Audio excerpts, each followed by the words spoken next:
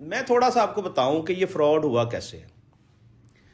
नादिर, ये फ्रॉड ऐसे हुआ कि जिन लोगों ने 10 लाख का लोन अप्लाई किया था या 20 लाख का लोन अप्लाई किया था या 35 लाख का लोन, ये 3 क्राइटेरिया ऐसे हैं जिसमें आसान शराइत पर लोगों को कर्जे दिए जा रहे हैं। अब 10 लाख वाले को कर्जा मिल गया, अप्रूवल आ गई।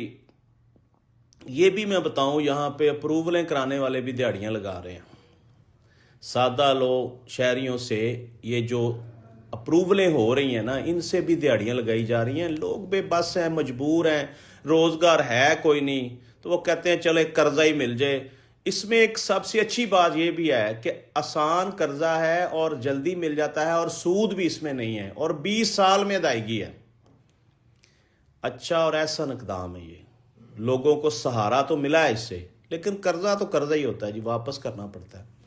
अच्छा, अब 10 लाख वाले ने कर्जा तो ले लिया, उसने निकलवा लिया, उसके अकाउंट में फिर 10 आ गया, फिर 20 आ गया, फिर 50 लाख आ गया। इस तरह से ये उन तमाम अकाउंट्स में पैसा गया है। हालांकि फ्रॉड करने वाले जो लोग होते हैं वो अपने लोगों के अकाउंट में पैसा सेंड करते हैं और आराम से निकाल लेते हैं, आसानी से। ये पकड़े नहीं जाने थे, ये इन्होंने भेजने थे 10 अकाउंट्स में पैसे, वो चले गए हैं 1000 से भी ज्यादा अकाउंट्स में पैसे।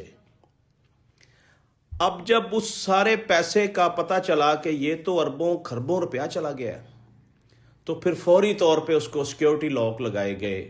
बेशुमार लोगों ने पैसा निकाल लिया है, क्योंकि लोग तो खुश हो गए ना। आपको पता है आपके अकाउंट में कोई ट्रांजैक्शन होगी तो आपको फौरी मैसेज आएगा, उस मैसेज में लिखा होगा इतने पैसे आपके अकाउंट में ट्रांसफर हो गए हैं। और माशाल्लाह बैंक ऑफ पंजाब की तो ये जो डिजिटलाइजेशन है बड़ी स्ट्रॉन्ग है।